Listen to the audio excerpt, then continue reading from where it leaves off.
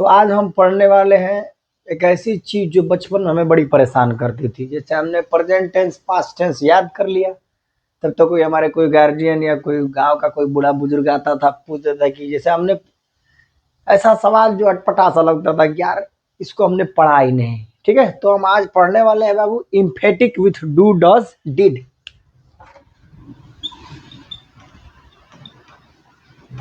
Emphatic with do does did.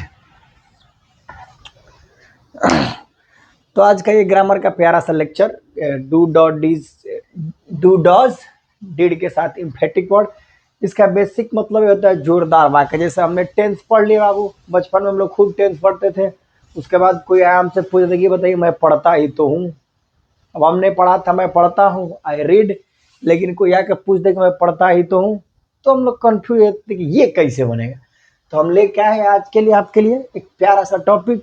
चलिए फटाफट copy pen निकालिए, हेडिंग लगाइए।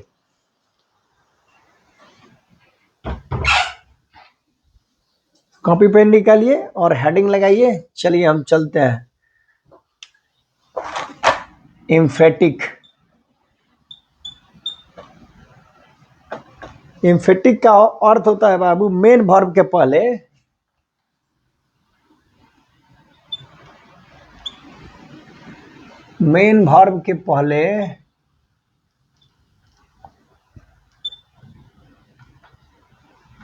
डू डिड या डॉज लगाकर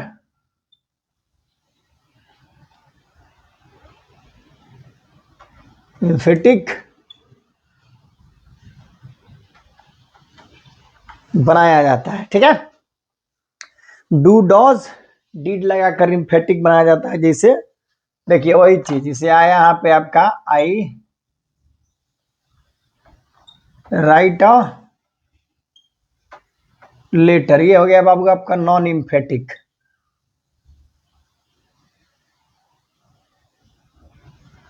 या फिर आप बोले नॉर्मल सेंटेंस, नॉन इम्फेटिक या नॉर्मल सेंटेंस। कोई आपसे कहे कि हमको इसको इम्फेटिक वर्ड में बनाना है, तो इम्फेटिक वर्ड में इसका मतलब क्या होता है बाबू, मैं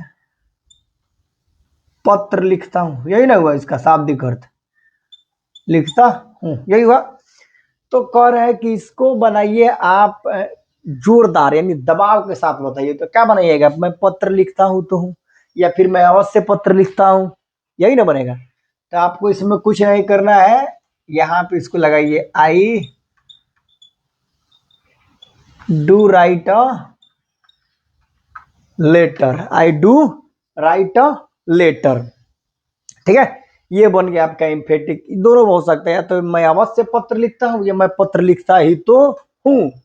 जैसे इसको देखिए लगाया आई रीड, तो अब क्या बनाइएगा, मैं पढ़ता हूं, ये ना है मैं पढ़ता हूं, तो इसका क्या बनेगा आई डू रीड। यहां पे बाबू डू डज डिड का प्रयोग दबाव बनाने के लिए हो रहा है। ठीक है, जैसे प्रेजेंट इंडिफिनिट पढ़िएगा तो डू के बाद तुरंत नॉट लग रहा था, निगेटिव सेंस में डू डज लग रहा है। डिड के तुरंत बाद नॉट लगेगा, क्योंकि पास्ट इंडिफिनिट में डिड लगता है नेगेटिव सेंस के लिए। लेकिन देखिए ना, तो इसमें नॉट लगा है, नॉट है नहीं, तो नॉट नहीं तो सीधी सी बात है कि टेंस है नहीं है। बस इसमें दबाव बनाने के लिए आपको बनाया जा रहा है। ठीक है,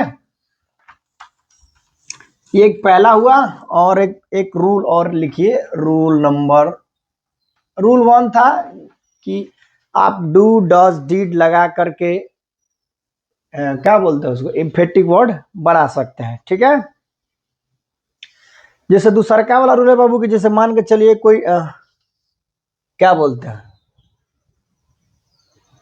subject plus has have had के पर आधारित हो। जैसे subject plus has have had plus V3 plus होता है ना, इस पे आधारित हो, तो आप कैसे बनाइएगा। तो उसके लिए बाबू आपको कुछ करना नहीं है, इससे ये हो गया आपका टेंस का रूल। V3 का ये कॉम्प्लीमेंट यहाँ पे लगा दीजिए। ठीक है, सब्जेक्ट प्लस हैड हैव या कॉम्प्लीमेंट वही चीज है, कंप्लीमेंट पर आधारित अगर कोई हो तो आपको उसमें कुछ करना नहीं है, आपको सेम वही चीज सब्जेक्ट प्लस डू डज या डिड और उसके बाद बाबू आपको हैव लगा देना है, ठीक है। डू डज डिड और उसके बाद सिर्फ क्या लगा देना है आपको, have plus V1 plus complement जो भी है आपका, ठीक है। तो आप इसमें क्या चेंजिंग हुआ कि सेम रूल रहेगा, बस खाली आपको हैव लगाना है। अब ये मत देखिएगा कि वो प्रेजेंट इंडिफिनिट है क्या, नहीं, सब में हैव लगाना है। अगर वो इसी स्ट्रक्चर पर आधारित है कि subject plus have plus had plus complement, तो आपको वही करना है, डू डॉट डिज लगाइए, डू डज डिड लगाइए, उसके बाद हैव लगाइए, ठीक है।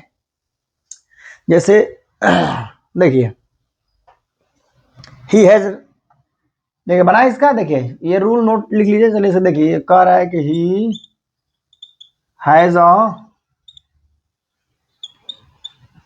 नोटबुक, उसके पास एक किताब है, यही ना। तो इसका जब आप बनाइएगा तो सेम इसको देखिए, ये वाले रूल को देखिए, सेम भी इसका उतारिए, ही क्या बनेगा, डज, हैज गायब हो जाएगा, सब में क्या लग रहा है बाबू, have, he does have a notebook. ये हो गया आपका जोरदार वाक्य, यानी दबाव बनाया जा रहा है, दबाव के साथ कि हाँ मेरे पास ये है, ठीक है। ये एक रूल था और एक ये वाला रूल था, ठीक है। इसको बना दे, चलिए ये एक ये वाला रूल था जो आपको बताया हमने कि जैसे इसने बनाया था, आई राइट अ लेटर, तो अब क्या बनेगा, I do write a letter, ठीक है। ये हो गया आपका प्रेजेंट इंडिफिनिट। अब जैसे मान के चले इसमें आ जाए कि आई रोट अ लेटर, ठीक है, ये आपका आंसर हो गया, यहाँ पे भी आपका आंसर हो जाएगा। जैसे आ रहा है कि आई रोट अ लेटर, कौन सा टेंस है वो देखिए, तो डबल V2 लगा है ना, तो V2 लगा है, सीधी सी बात है, इसका मतलब पास्ट इंडिफिनिट है, तो इसमें लगाइए same, I did write a letter, ठीक है, I did write a letter, यानी कि मैं अवश्य पत्र लिखता हूं या मैं पत्र लिखता ही तो हूं, ठीक है। एक पहला वाला ये रूल था, सेकंड वाला ये रूल, देखिए subject plus has have had plus complement पे आधारित हो तो आप उसको सेम बनाइए, subject plus do does did लगाइए, उसके बाद में हैज हैव हैड की जगह पर मात्र हैव जोड़ना है आपको, सब में A to Z में आपको क्या जोड़ना है, आपको हैव जोड़ना है।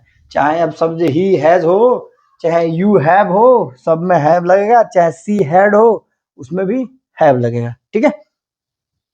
ये आपका सेकेंड रूल था। और एक और रूल है आपका बाबू, रूल नंबर 3,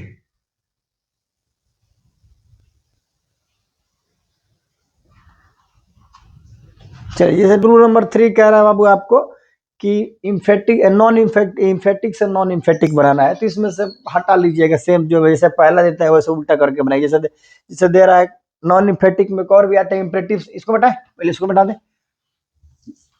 दो चार एग्जाम्पल भी दें। चलिए देखिए इम्परेटिव वाले में क्या आएगा, इम्परेटिव वाले में देखिए तो कम हेयर, तो आपको कुछ करना नहीं, इसके पहले डू लगाइए, do come here, go out,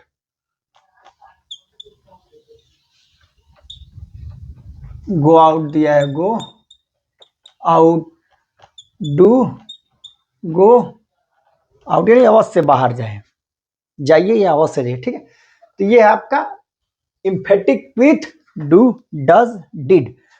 दो चार एग्जांपल देखिए, जैसे देखिए क्वेश्चन आपका एक दिया है, I loved her very much, I loved her very much, I loved her very much बाबू। तो इसमें क्या करना है आपको, लव वर्ब का दूसरा रूप लगा है ना, तो वर्ब का दूसरा रूप लगा है ये आपका V2, वर्ब का दूसरा रूप यानी पास्ट इंडिफिनिट है, तो आपको कुछ नहीं करना, I did love her I did love her very much. ठीक है, I did love her very much. अगला क्वेश्चन देखिए क्या कह रहा है। अगला क्वेश्चन आपका दिया है you watch the TV. You watched TV, television. देखिए ये भी क्या है आपका, ये भी आपका V2 है, ईडी लगा है V2, तो आपको वही सेम चीज you did watch TV, you did watch TV, कोई दिक्कत। उसके बाद आपका क्वेश्चन कह रहा है कि he had a mobile set. इसको भी देखिए, he had a mobile set. He had a mobile set आपको बताए थे, हैज हैव हैड वाला रूल, सेम वही चीज लिखिए। ही does have a mobile set. आपको कुछ, अच्छा ये पास्ट में चला गया ना, तो डज नहीं होगा ना, डिड। देखिए कुछ नहीं करना था आपको। देखिए यहाँ पे हेड है, क्या लगा यहाँ पे, हैव सब में लगे। बस एक चीज ध्यान रखिएगा, अगर पास्ट में है तो डिड लगाइएगा, प्रेजेंट में है तो डू डज लगाइएगा। कोई दिक्कत है इसमें, यही तो है, बहुत बड़ी चीज तो है नहीं। ठीक है, इम्टार दो ऊपर से। चलिए ये सब क्या है बाबू, सब पास्ट टेंस का है, सब A to Z जितना एग्जाम्पल हमने आपको सॉल्व करवाया सब क्या है, पास्ट टेंस का है। बस हाँ,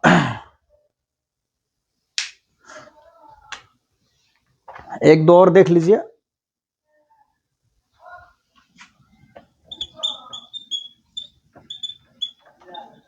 दे वांटेड टू गो।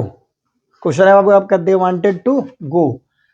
तो ये क्या है बाबू, ये देखिए ये जो है आपका, चलिए नीचे बना दे रहे हैं इसका। ये जो आपका क्या है, ये आपका V2 है, वर्ब का दूसरा रूप, तो यानी पास्ट टेंस हो गया ना, उसी में लगता है वर्ब का दूसरा रूप। इसका स्ट्रक्चर का है subject plus V2 plus subject है ना, ये भी वर्ब है ये भी वर्ब है, तो कोई एक दूसरे में होना चाहिए। V2 लगा ना, V2 यानी कि पास्ट इंडिफिनिट है, तो पास्ट इंडिफिनिट है तो लीड देखिए, they did wants to go.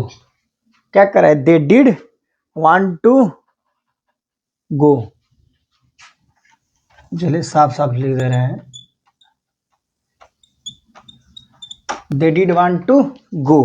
ठीक है, तो ये है बाबू आपका था emphatic with do does did. कोई भी जोरदार या दबाव सूचक सेंटेंस बनाना हो आपको, आप ये जो दो ही रूल है इसके हिसाब से बनाएंगे तो लगभग लगभग आपका सही बनेगा सवाल। ठीक है।